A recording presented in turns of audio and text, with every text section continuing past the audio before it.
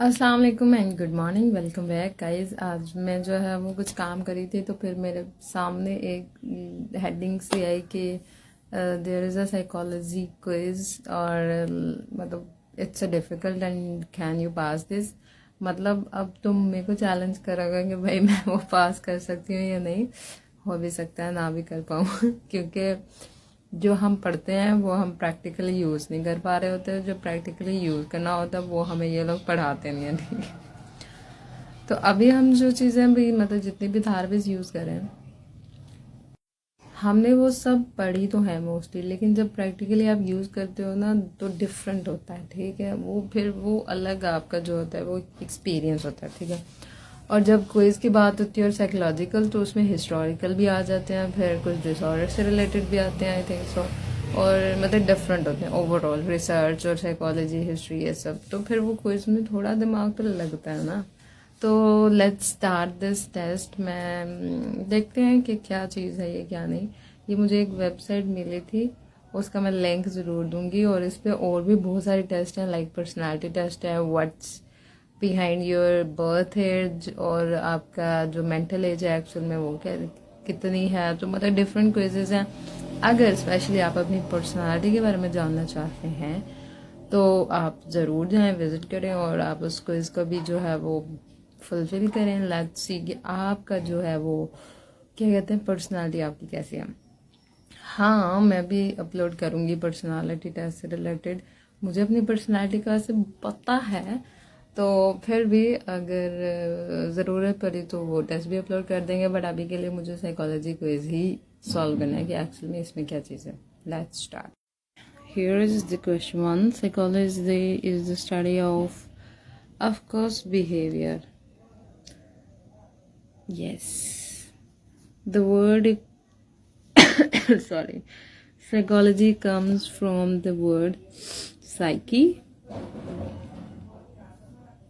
Yes, yes, yes. Okay, if you are right brained, you probably tend to be creative. ये वैसे मैं तुक्का लगा रही हूँ, मेरे माइंड में नहीं है। यस, नॉट बैड ही ना। Who is one of the most famous psychologists of all time? Of course, Sigmund Freud. He is the most famous। जहाँ भी आप पढ़ोगे, जिस बंदे के भी मुंह से साइकोलॉजी के वर्ड सुनोगे और उससे पूछोगे कि मोस्ट इम्पोर्टेंट और फाउंडर कौन है, तो वो यही बताएंगे, Sigmund Freud. What is the most common treatment options for people suffering from mental or mood disorder? Is therapies। हम मोस्टली थेरेपीज ही यूज़ करते हैं। एग्जैक्टली हम medication is the second thing, but therapies के अंदर डिफरेंट थेरेपीज आ जाती हैं और meditation भी एक थेरेपी ही है। अगर हम सिर्फ मैं मेडिटेशन कहती तो इट मीन एक single therapy, it's not work. तो डिफरेंट थेरेपीज की बेस पे मुझे थेरेपी ही सिलेक्ट करना पड़ा। Who is known as the father of classical conditioning? It's Ivan Pavlov. He is the first psychologist जिसने रिसर्च का काम स्टार्ट किया था, मतलब जिसने जो है वो क्या कहते हैं उसको, डॉग्स के ऊपर इसने काम किया था। ठीक है, इवन पावलोव ने क्लासिकल कंडीशनिंग में कि हम एक कंडीशन रख देते हैं और उसकी बेस पे जो है वो उस डॉग का जो है वो क्या रिएक्शन होता है। खैर छोड़ो, इट्स लंबी स्टोरी, बाद में सुनाऊंगी। Which type of behavior modification relies on consequences? Consequences. It's operant conditioning.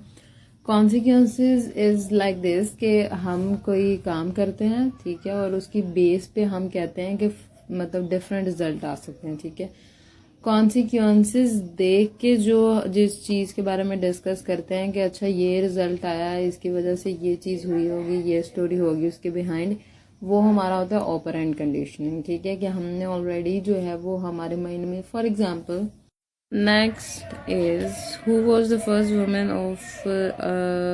Women to earn a PhD in psychology? Is Margaret Floy Washburn. क्योंकि बाकी नाम मैंने सुने नहीं हुए हैं। वैसे फीमेल साइकोलॉजिस्ट बहुत कम हैं ऐसे जिन्होंने रिसर्च की और जिनके नेम बुक के अंदर हों।